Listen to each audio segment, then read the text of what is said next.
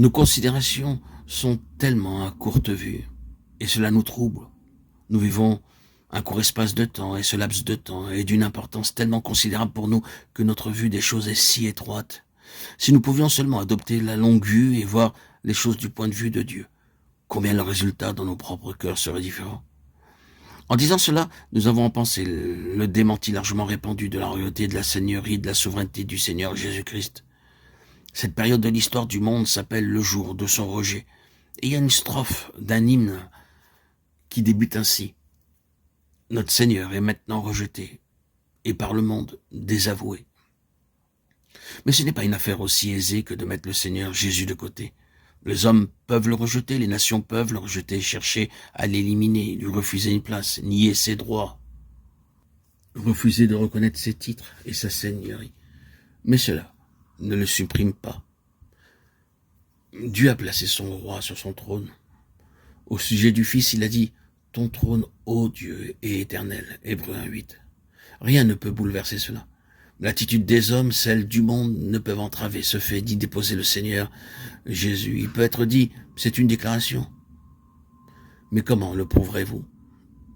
Eh bien, il y a des évidences. Nous avons l'évidence qu'il est Seigneur, qui tient les choses dans sa main souveraine, que rien ne peut prendre sa place. Regardez l'histoire. Et voyez ce qui a essayé de prendre la place du Seigneur Jésus dans sa souveraineté.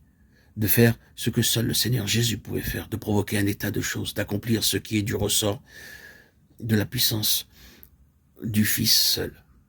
Et voyez à quel point ces efforts ont réussi. Tout ce qui cherche à provoquer un état de choses que seul le Seigneur Jésus peut établir est voué à l'échec. Vous pouvez voir que cela s'est répété maintes fois à travers l'histoire. La domination du monde a été recherchée par les uns et par les autres. Des choses qui étaient des idéaux, des conceptions magnifiques pour le monde, ont été entreprises. Et elles ont toutes échoué, toutes sombré.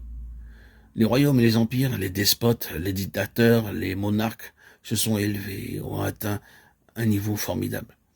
Certains d'entre eux ayant un grand pouvoir. Mais l'empire s'est brisé et passa, le règne a sombré.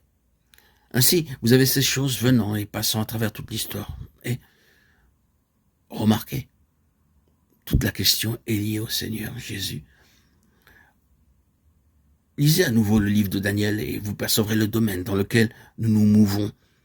Vous avez là le dévoilement prophétique des empires mondiaux, Babylone, l'empire des Mèdes et des Perses, puis celui des Grecs, jusqu'au grand empire romain.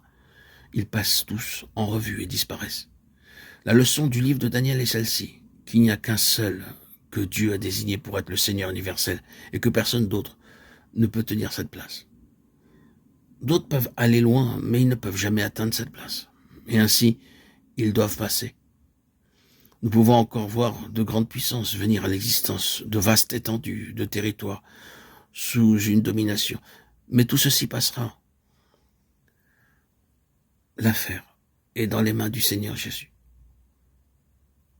Tout cet effort est dès sa naissance voué à aller jusqu'à un certain point et puis passer. Seul le Seigneur Jésus peut avoir la domination du monde. Il est le seul à pouvoir apporter la paix universelle. Il est le seul à pouvoir apporter la prospérité à toutes les nations. Cela est tenu en réserve pour lui et son règne.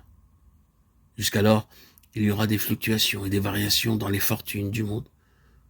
Mais tout cela passera.